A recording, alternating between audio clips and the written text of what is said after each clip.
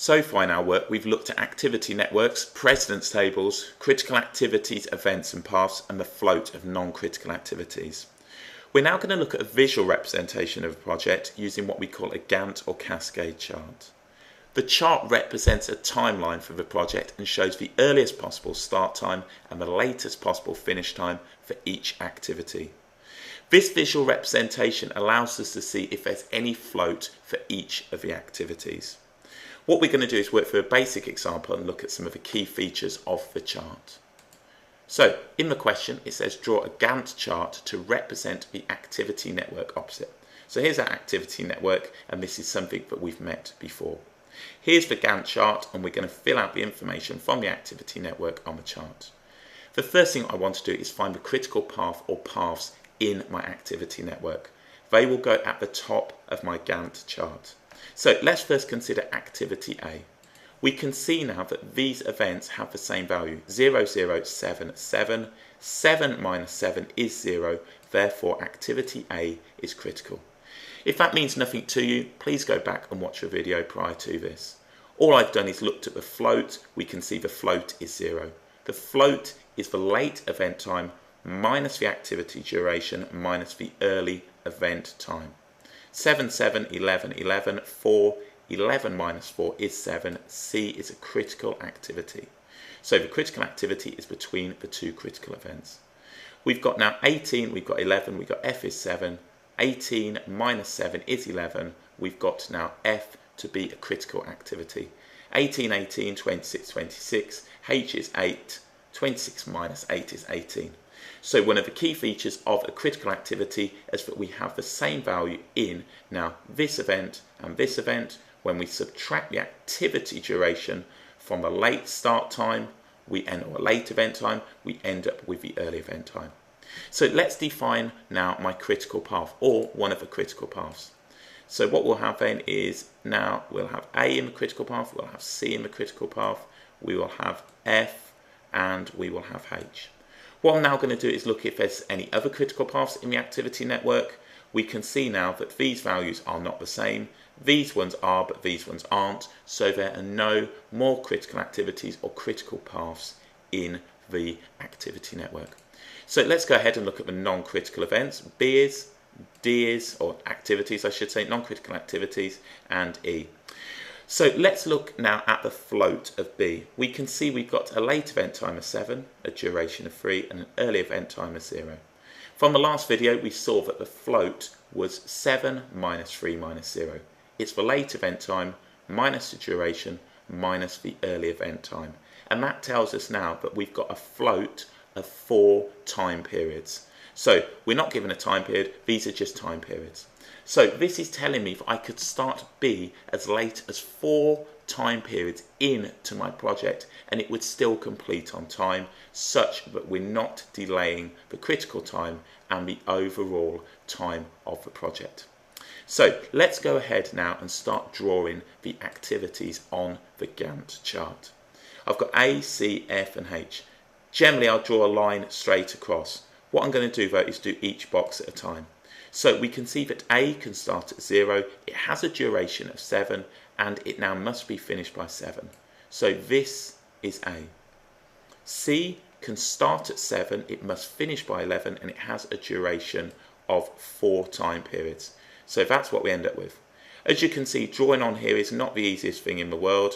Hopefully yours will be more accurate with a pencil and ruler. 11, 18, 7, we can start F at 11 hours. We can finish it now at 18 and it must finish on time. So let's just make that look a little neater and we'll move that into place. So this is activity F and that will look something like so. So as you can see, I'm being a little picky with these, but hopefully it'll be easier when you can get them exactly on the line. And then we got H. So we can see from our chart that these have no float and this is going to the end of the project. So that's what we end up with. So let's go ahead and label these up. So we've got now our critical path at the top of the chart. So A, we've got C, we've got F, and then we've got H. What we're now going to do is consider these other activities, which are the non-critical activities. So let's start off with B. What I'm going to do is show B below. So B can start from the beginning, so from 0. So that's going to start there. I've got now a duration of 3, which is going to take me here. I now need to represent the float, and I'm going to do that by using a dashed line. So there's B. We can start at 0. It's got a duration of 3 time periods, and then we can take that out as far as 7. So that's what we've got now, and it will look something like so. So I can label that up, and now I could move this anywhere in this particular block here. So what I'll do is just pick this up and move it. So let's label that B. So if I wanted now activity B, I could pick this up and move it anywhere in here. So I could put it just there, and that's fine.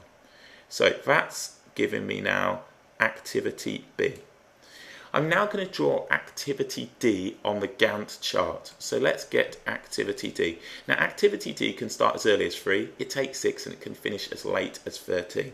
So if you wanted to think about this now, we could work out a float, or you could simply now put starting at 3. We're going to start at 3. We can go up to now 9. That's my 6 hours. And then simply bolt on now an additional 4 up to 13. And we'll label that up. So let's do that. And that will do something like so. So let's go up to 13. That will go there. We'll have another one here. And then we will have this one just here. And then we'll come up. So again, another fairly rough sketch of this. Again, make it as neat as possible. As you may be asked some questions. In later videos, we'll look at some of the questions that you might be asked with these. Okay, one key feature of these charts now is that they don't show precedence. So from this, we can see that D depends on the completion of B before it can start. Now, if I move this here, at the moment, if I move this here, I'd have to move D there. So what we've got now, and you might hear this being called independent and dependent float, is the consideration that these do not show dependency. So just be slightly aware of that. With these, they tell us the earliest we can finish, and the earliest we can start and the latest we can finish, but they don't tell us now the precedence. And sometimes with questions, you may have to go back and look at this right here. Okay, let's now, we've got D on here, and now let's put E. So let's put E on. The earliest we can start is 3, so let's put that on. Have a duration of 10 time periods, which is going to take me up to 13, which will look something like so. And then now I've got a float, and that float can take me up to the 18. So that'll take me up to there, and we can see that's got a float of 5 hours. 18 minus 10 minus 3 is going to give me 5, so we could move that in this position right here, anywhere up to that point. Okay, so let's label that up. Now, with this particular activity network, we don't have an awful lot of activities going on. Often in the exams, you will go from A to M or A to N, A to P even, and there's loads. Generally, the questions are only given 4 to 5 marks, and it's quite time consuming. So if you can find a nice quick way to get through these, do it, as they are really quite laborious at times. Okay, let's put G on. G can start at 9. Let's put 9 just here. Got a duration of 5, so that'll take me now 5 just there. And I can go ahead and put this on, and we can take this right up to 18. So I can finish this as late as 18 without delaying H and therefore altering the overall critical time of the project. So let's put that on, and that is going to be G. So now I've drawn my Gantt chart or Cascade chart from that piece of information. Sometimes you'll be asked questions now which activities must be happening at certain times, which may be happening at certain times, and we'll look at that in a later video. All I wanted to do in this video is represent now an activity network or a project on a Gantt chart and look at some of the basic features of the chart.